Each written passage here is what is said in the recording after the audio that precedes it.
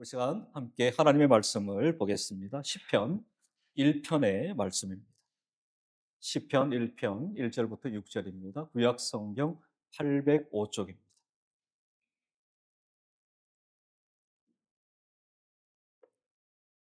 우리 함께 1절과 2절 두 절을 함께 봉독하시겠습니다. 1절과 2절 두 절의 말씀을 우리 함께 읽습니다. 복 있는 사람은 악인들의 꾀를 따르지 아니하며 죄인들의 길에 서지 아니하며 오만한 자들의 자리에 앉지 아니하고 오직 여호와의 율법을 즐거워하여 그의 율법을 주야로 묵상하는도다. 아멘. 기도합니다. 아버지 하나님 감사합니다. 오늘도 하나님의 말씀 앞에 섰습니다. 하나님의 말씀 앞에 두려워 떠는 우리가 되게 하시고 하나님의 말씀에 우리의 목숨을 걸 수 있는 우리 모두가 되게 하옵소서. 예수님의 이름으로 기도합니다. 아멘. 우리 좌우에 계신 분들과 한번 인사할까요? 큰 은혜 받읍시다. 그렇게 하면서 합시다.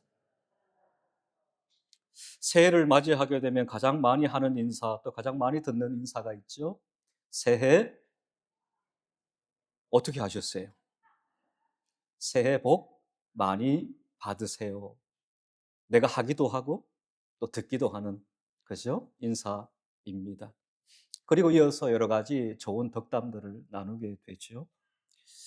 한국 사람만큼 복을 좋아하는 민족도 없는 것 같아요.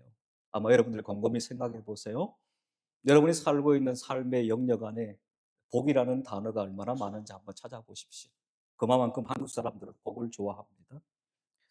이 시편은 이 구약 성경의 분류상 시가서에 해당이 됩니다.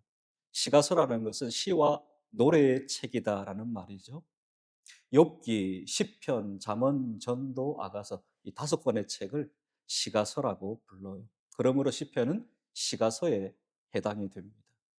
그리고 이 시가서에 독특함이 있어요. 그것은 뭐냐 하면 개인적이다라는 것이고, 두 번째는 체험적, 세 번째 경험적이라는 것입니다. 그래서 여러분들이 시가서의 말씀을 쭉 읽어 내려가면 나도 모르게 그 말씀 속에 깊숙이 몰입되어지는 나를 발견하게 돼요. 마치 욥의 삶이 나의 삶 같아요. 마치 다윗이 살아온 삶이 마치 내가 살아온 삶 같아요. 솔로몬의 삶이 마치 나의 삶인 것 같아요. 그러한 깊숙한 깊이 있는 몰입감을 우리가 경험하게 됩니다. 이것이 시가서가 지닌 특징 때문에 그렇습니다. 개인적입니다. 경험적입니다. 체험적입니다. 그러므로 여러분들이 특별히 이 시가서 중에 하나인 시편을 읽어 내려가다 보면 마치 내가 시편의 시인인 것처럼 느껴질 때가 참 많이 있습니다. 인생이 공허하고 인생이 힘들고 인생이 괴로울 때에 이러한 시편의 말씀을 읽어 내려가다 보면 나도 모르게 눈물이 흘러내리고 나도 모르게 은혜를 받고 나도 모르게 다시금 하나님 붙들고 한번 일어서 보자 하는 그런 마음이 생길 때가 많이 있습니다. 오늘부터 우리는 시가서의 하나인 이 시편의 말씀을 함께 상고하며 함께 은혜를 나누고자 합니다. 오늘은 시편 1편의 말씀입니다. 시편 1편의 말씀은 마치 큰 건물에 들어갈 때의 출입문과도 같습니다. 다시 말씀드립니다. 시편이라는 큰 건물 안으로 우리가 이제 들어갈 텐데 그 건물 안에 들어가기 위해서 가장 먼저 할 것은 출입문을 열어야 하죠. 시편 1편이 마치 이와 같은 것입니다. 따라서 시편 1편은 시편 전체의 서론과도 같습니다. 그리고 시편 1편은 이 시편을 해석할 수 있는 중요한 키를 우리에게 들려줍니다. 그것이 바로 여호와의 율법이라는 겁니다. 한번 따라해 볼까요? 여호와의 율법. 다른 말로 하면 하나님의 말씀이라는 거죠. 그래서 우리가 이 시편 1편부터 시편 마지막 150편까지 쭉 읽어 내려가면서 우리의 손에서 놓지 말아야 할 열쇠가 있다. 그것은 바로 여호와의 율법, 하나님의 말씀이라는 키를 여러분은 항상 들고 있어야 하는 거예요. 아멘. 이걸 가지고 시편의 말씀을 쭉 우리가 상고해 가면 우리에게 더 큰 하나님의 은혜가 다가오게 될 줄 믿습니다. 이것은 또한 우리에게 신앙의 본질과 삶의 방향을 일러주는 것입니다.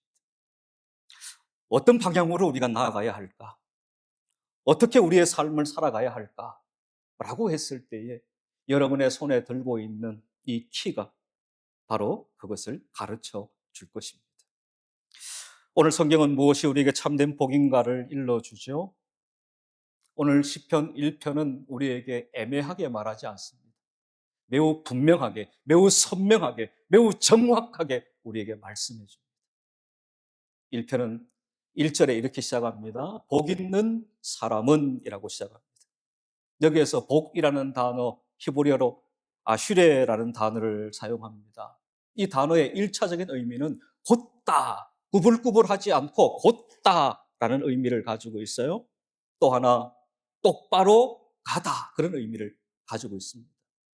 이 단어의 의미가 이제 번영하다, 번창하다, 성공하다라는 의미로 파생되어진 것입니다.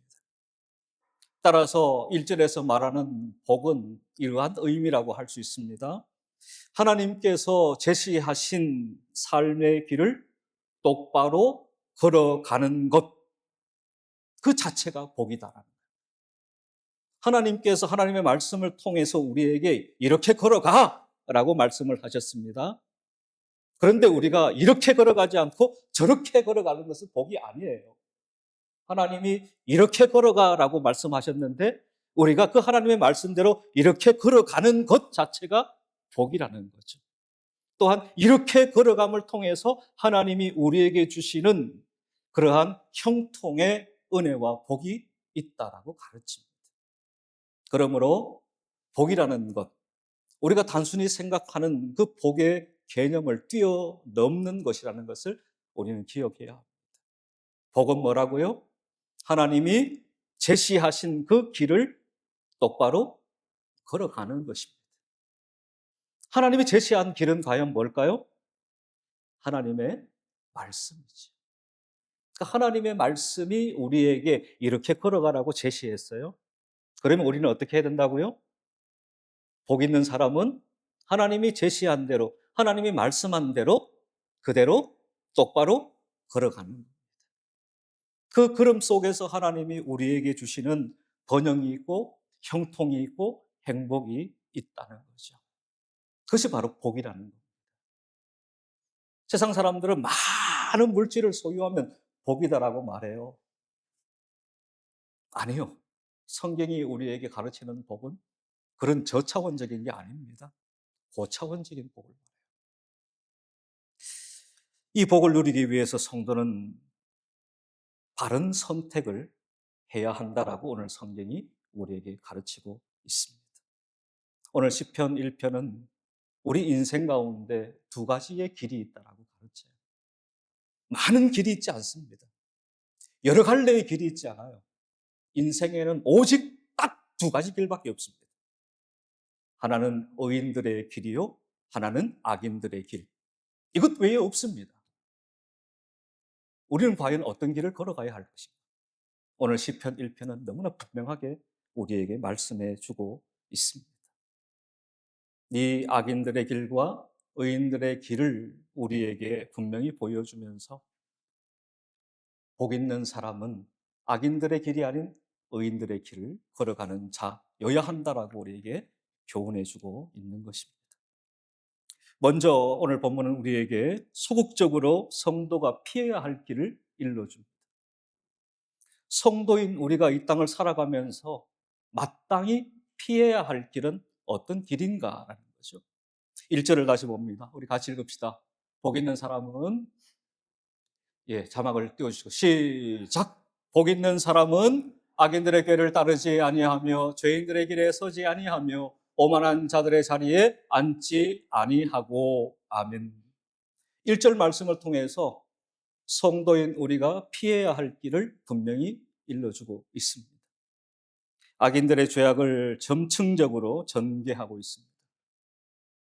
이건 또한 죄의 점진성을 보여주는 것입니다. 죄라는 것이 단순히 생각에 머물러 있지 않습니다. 눈을 뜨세요. 습관적으로 눈을 감고 계시는 분은 눈을 뜨셔야 됩니다. 단순히 이 죄라는 것이 생각에 머물러 있지 않습니다. 이 생각에서 이 죄라는 것이 점점점 행동으로 나아가게 됩니다. 이것이 죄의 점진성이에요. 여러분들이 마음으로 생각으로 품고 있는 악한 것들이 이내 나도 모르게 행동으로 나타나는 것을 우리는 경험할 수 있습니다. 오늘 본문을 보십시오. 악인들의 궤, 죄인들의 길, 오만한 자들의 자리라는 표현이 나오죠. 그리고 또한 이런 표현이 나옵니다. 따르다, 서다, 앉다라고. 점점점 죄가 더 분명해지고 더 선명해지고 더 강화되어가는 모습을 우리에게 잘 보여주고 있습니다. 이 세 가지가 각기 다른 것 같지만 아닙니다. 독립적으로 나타나는 것이 아닙니다. 악한 자들을 통해서 나타나게 되는 그러한 모습을 보여주고 있는 것입니다. 따라서 거룩한 삶을 살아내어야만 하는 하나님의 백성들이 반드시 피해야 할 것들인 것입니다. 먼저 구체적으로 좀 살펴봅니다. 악인들의 꾀를 따르지 아니하며라고 말씀을 합니다.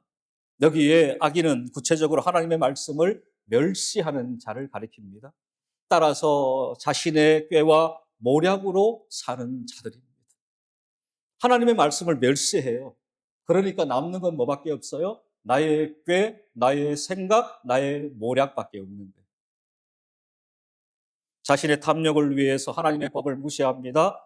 이웃에게 아픔과 상처를 주는 일을 모의하는 자들을 가리킵니다.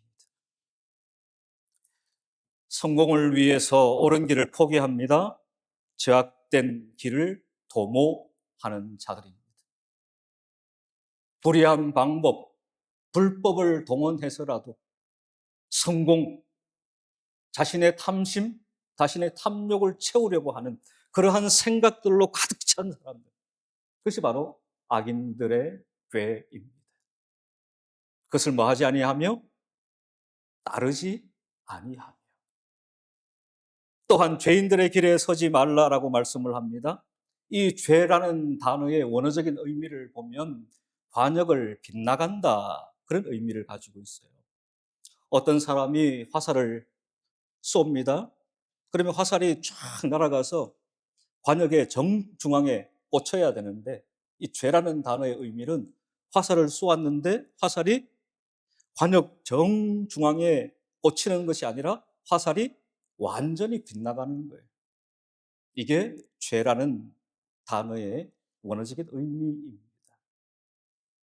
하나님께서 정하신 삶의 목표, 또한 방향을 완전히 벗어나는 것, 빗나가는 것, 또한 그러한 삶을 살아가는 것, 그것을 바로 죄인들의 길이라고 말씀을 하는 것입니다. 이 죄인들의 길의 가장 큰 특징은 많은 사람들이 좋아하고 많은 사람들이 걸어간다라는 것입니다. 그러나 그 죄인의 길의 끝은 멸망이라고 성경이 우리에게 가르칩니다. 마태복음 7장 13절입니다. 우리 자막을 보면서 우리 같이 읽습니다. 시작.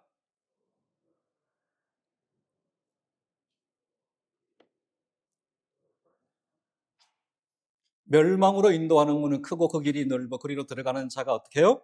많고라고 말합니다. 그러므로 죄인들의 길에 서서 이 죄인들의 길을 걸어가는 이들이 많을까요? 적을까요? 많다라는 거죠. 그러나 결국에 그 길은 멸망의 길이다라고 우리에게 말씀합니다. 그리고 이제 오만한 자들의 자리에 앉지 말라라고 말씀을 해요. 이 오만이라는 단어를 좀 우리가 살펴볼 필요가 있습니다. 히브리어로 레침이라는 단어를 써요. 그 의미는 조롱하다, 비웃다, 그런 의미입니다. 이것은 죄의 극치라고 말할 수 있어요. 오만한 자들은 하나님과 하나님의 말씀에 순종하며 정직하게 사는 자들을 향하여 직접적으로 멸시하고 조롱하고 경멸하는 자들입니다. 누구를요? 하나님을. 누구를요? 하나님의 말씀에 순종하는 자들, 믿음으로 살려고 발버둥치는 자들을 향하여 조롱하고 멸시하고 또한 경멸하는 자들, 이들이 바로 오만한 자들입니다. 따라서 오만한 자들의 자리에 뭐하지 아니하며 앉지 아니하며라고 말씀합니다. 제가 앞서 말씀드린 것처럼 이처럼 죄는 점진성을 가지고 있습니다. 단순히 여기에만 머물러 있지 않아요. 행동으로 분명히 구체화되어지는 것입니다. 악인들의 꾀에서, 죄인들의 길에서 오만한 자의 자리까지 나아가게 되는 거예요.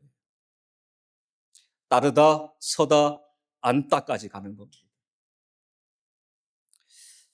창세기 8장 21절입니다. 이는 사람의 마음이 계획하는 바가 어려서부터 악함이라 라고 말씀을 합니다. 인간의 본성에는 뭐예요? 죄된 본성이 있습니다. 이 죄악의 본성이 내재되어 있습니다. 그러므로 인간은 그냥 내버려 두게 되면 악인들의 꾀, 죄인들의 길, 오만한 자의 자리에 앉게 되어 있습니다. 스펄전 목사님이 그런 말을 했습니다. 인간을 5분만 방치해 두게 되면 마귀 만드는 공장이 된다라고 했습니다. 왜 그런 말을 했을까요? 앞서 말씀드린 것처럼 인간의 죄성이 있기 때문에 그렇습니다. 가만히 두면 가만히 있지 않습니다. 인간 안에 있는, 우리 안에 있는 이 죄성이 점진적으로 행동하게 됩니다. 이것을 시편 1편은 잘 우리에게 보여줍니다.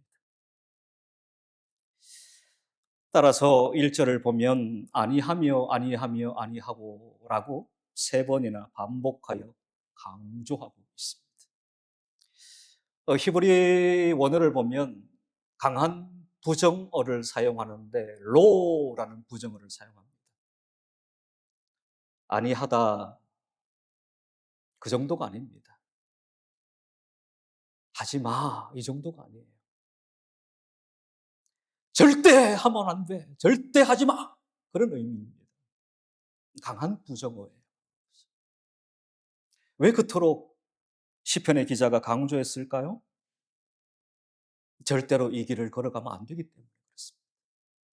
매우 강력하게 지금 경고하고 있는 것입니다. 사랑하는 원일의 성도님들, 이 말씀을 꼭 기억할 수 있기를 바랍니다. 아니하며 아니하며 아니하고 안 되는 거예요. 이거는 그 어떤 것과도 타협할 수 없는 겁니다.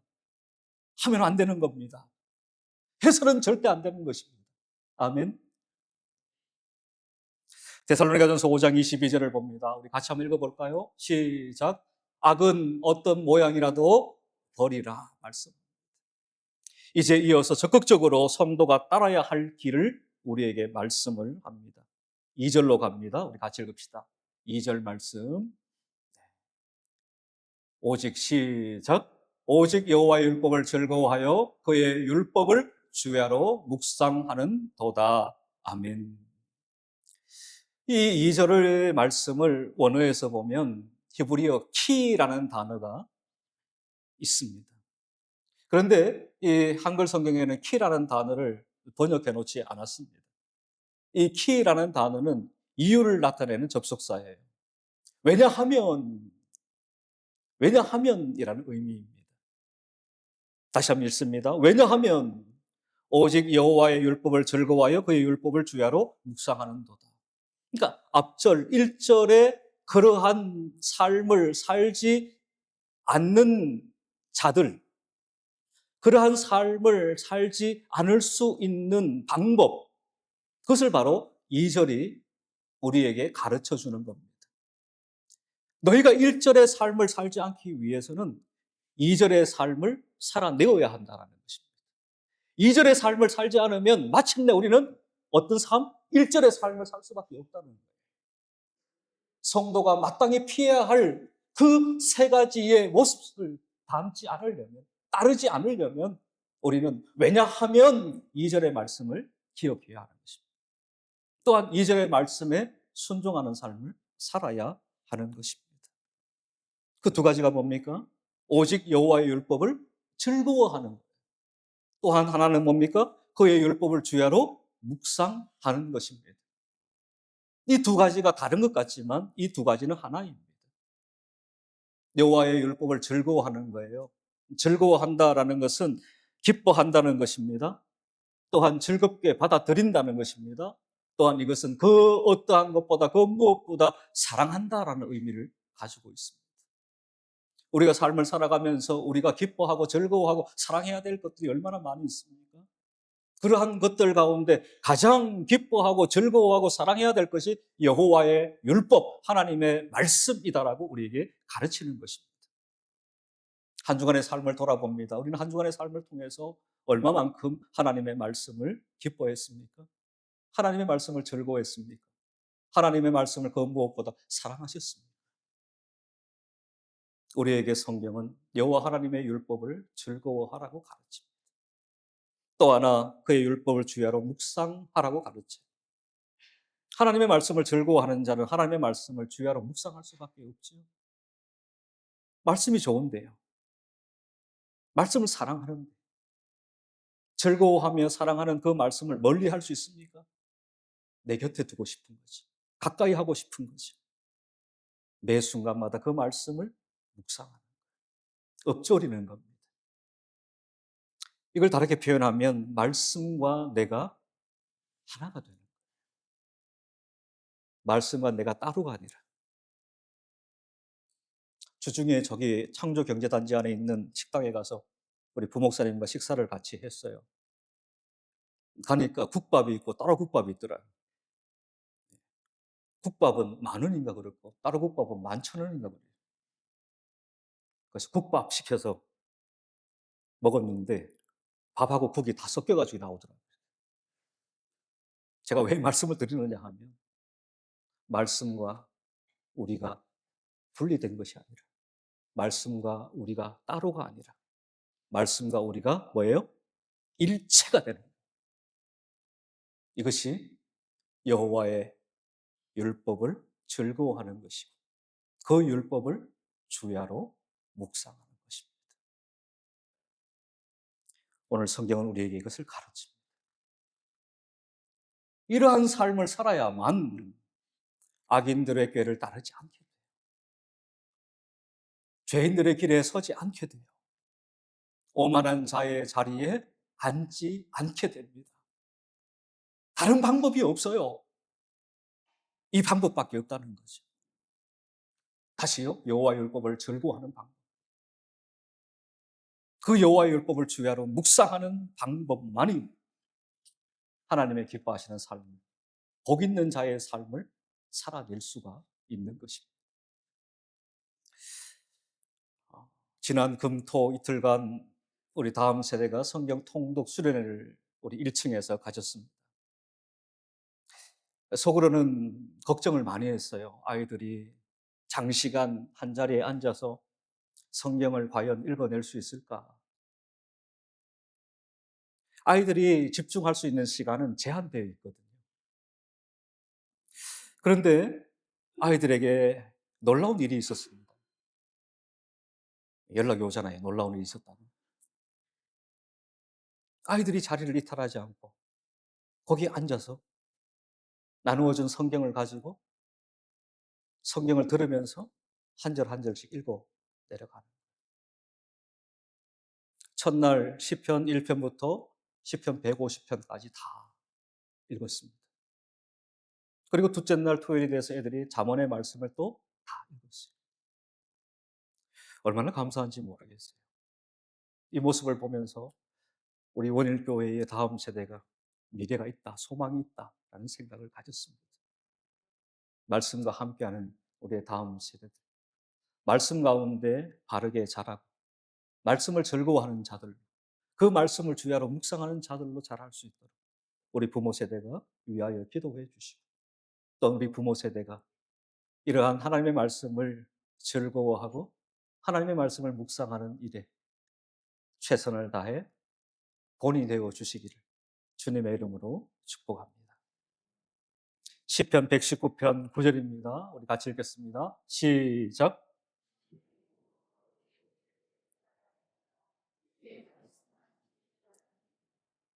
성도의 삶의 유일한 기준, 유일한 표준은 하나님의 말씀입니다.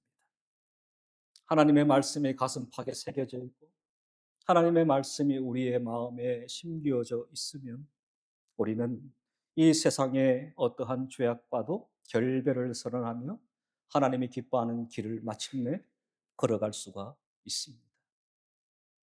또 하나 여호수아 1장 7절을 보게 되면 오직 강하고 극히 담대하여 나의 종 모세가 내게 명령한 그 율법을 다 지켜 행하고 우로나 좌로나 치우치지 말라 그리하면 어디로 가든지 형통하리니 라고 말씀합니다.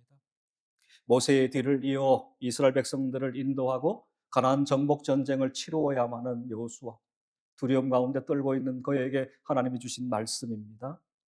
우로나 좌로나 치우치지 말라라는. 하나님의 말씀을 굳게 붙잡으면 우로나 좌로나 치우치지 않을 수 있습니다. 그러나 하나님의 말씀을 놓쳐버리면 인생은 이내 우로나 좌로나 치우칠 수밖에 없습니다. 여러분들이 운전을 하다 가다 보면 내비게이션의 이야기를 귀담아 듣죠.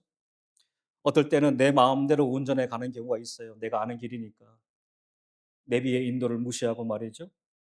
그러면 내비게이션이 가만히 침묵하고 있죠. 아무 이야기도 안 하죠. 잘한다, 잘한다, 잘한다 그러죠, 내비게이션이.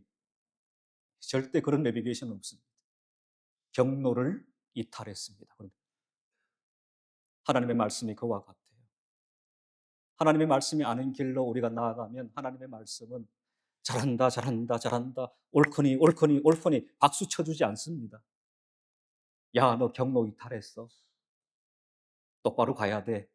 라고 우리에게 말씀은 일러줍니다. 그리고 그 말씀의 안내를 따라서 핸들을 돌려야 되는 거죠. 여호수아는 이스라엘 백성들을 인도하며 우로나 좌로나 치우치지 않기 위해 하나님의 말씀을 쫓아 행했습니다. 그리하면 어디로 가든지 형통하리라. 형통은 다른 데 있지 않습니다. 하나님의 말씀을 따라가는 데 있습니다. 하나님의 말씀을 따르지 않으면 이내 우리의 삶에 오는 것은 불통입니다. 혹여나 우리의 삶 속에 형통이 아닌 불통을 경험하며 고통하는 분이 계십니까? 혹여나 경로를 이탈하지는 않았는지 다시금 하나님의 말씀의 인도를 받는 우리가 될 수 있기를 바랍니다.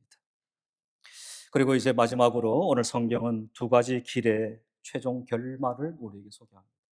두 가지 길이 뭐라고 그랬죠? 하나가 의인의 길, 또 하나는 악인의 길. 이 두 길의 결말이 있다라는 거죠. 자, 의인들의 결말을 먼저 봅니다. 3절 우리 같이 읽습니다. 시작. 그는 시냇가에 심은 나무가 철을 따라 열매를 맺으며 그 잎사귀가 마르지 아니함 같으니 그가 하는 모든 일이 다 형통하리로다. 아멘. 여기에 보면 그림 언어를 사용하여서 매우 선명하게 우리에게 보여주고 있습니다. 이 팔레스타인 지역은 물이 귀한 지역이에요. 그래서 우기에는 나무들이 잘 자랍니다. 그런데 건기가 되면 나무들이 그 태양빛 아래에서 다 말라 죽고 맙니다. 그러나 하나님의 뜻대로 살아가는 자는 건기에도 두려워할 것이 없다라는 거죠. 하나님으로부터 오는 그러한 풍부한 그러한 자원을 통해서 마르지 않는 열매 맺는 삶을 살아내게 된다라고 말씀합니다. 잎사귀가 마르지 아니함 같다. 생수의 근원 되신 하나님으로부터 매 순간순간마다 공급받음을 통해서 더욱더 형통한 삶을 살아가게 되는 것입니다. 이게 바로 의인들의 결말입니다. 예레미야 17장 7절과 8절을 제가 읽어드립니다. 그러나 무릇 여호와를 의지하며 여호와를 의뢰하는 그 사람은 복을 받을 것이라. 그는 물가에 심어진 나무가 그 뿌리를 강변에 뻗치고 더위가 올지라도 두려워하지 아니하며 그 잎이 청청하며 가무는 해에도 걱정이 없고 결실이 그치지 아니함 같으리라. 아멘. 여호와를 의지하고 여호와를 또한 의뢰하는 자에게 주시는 하나님의 약속의 복이에요. 이것은 또한 하나님의 말씀을 좇아 살아가는 자의 삶 속에 주어지는 하나님의 복입니다. 자, 이제 반대로 악인들의 결말이에요. 4절과 5절입니다. 제가 읽습니다. 악인들은 그렇지 아니하며 의인들과 다르다라는 거죠. 오직 바람에 나는 겨와 같도다. 그러므로 악인들은 심판을 견디지 못하며 죄인들이 의인들의 모임에 들지 못하리로다 말씀입니다. 철저하게 악인과 의인을 구분시켜 버립니다. 그리고 악인들은 마치 바람에 나는 겨와 같다라고 말합니다. 겨는 뭐예요? 알곡이 아닙니다. 쭉정입니다. 거두어들여서 마는 거예요. 아무 쓸모가 없기 때문에 다 불태워버리고 마는 것입니다. 사라져버리고 마는 것입니다. 예레미야 17장 5절과 6절을 제가 읽습니다. 여호와께서 이와 같이 말씀하시니라. 무릇 사람을 믿으며 육신으로 그의 힘을 삼고 마음이 여호와에게서 떠난 그 사람은 저주를 받을 것이라. 그는 사막의 떨기나무 같아서 좋은 일이 오는 것을 보지 못하고 광야 간조한 곳 건건한 땅 사람이 살지 않는 땅에 살리라 말씀합니다. 이것이 하나님이 아닌 사람을 의지하는 자예요. 사람을 믿는 자예요. 육신을 자기의 힘으로 삼는 자입니다. 마음이 하나님에게서 완전히 떠나버린 자의 삶이 이와 같다라고 말씀합니다. 말씀을 정리합니다. 우리의 인생 가운데 때로는 악인들의 형통함을 바라보면서 그 악인들의 형통함을 부러워할 때가 있습니다. 왜 저 사람은 저렇게 하나님의 말씀을 무시한 채 하나님의 말씀을 멸시하고 사는데 왜 저렇게 잘 되나 그런 생각을 하기가 쉬워요. 그러나 여러분들 과정이라는 사실을 기억해야 합니다. 많은 분들이 과정과 결말을 구분짓지 못하는 분이 있어요. 이 과정이에요, 과정. 결말은 다르죠. 잠언 24장 19절과 20절을 제가 읽고 오늘 말씀을 정리합니다. 너는 행악자들로 말미암아 분을 품지 말며 악인의 형통함을 부러워하지 말라. 대저 행악자는 장래가 없겠고 악인의 등불은 꺼지리라. 아멘. 악인의 결말은 이와 같은 거예요. 매 순간 여러분들이 하나님의 말씀에 순종하는 삶, 의인의 길을 걸어가는 그 걸음이 힘들 수 있습니다. 그러나 그 결말은 오늘 성경이 우리에게 일러주는 것과 같습니다. 그 잎사귀가 마르지 않아요. 열매를 맺습니다. 그것을 소망하며 우리가 하루하루 하나님의 말씀을 붙잡고 그 하나님의 말씀의 인도함을 따라 그 말씀에 순종하는 삶을 살아가는 우리가 될 수 있기를 주님의 이름으로 축복합니다. 복 있는 사람은 바로 그와 같은 자들입니다.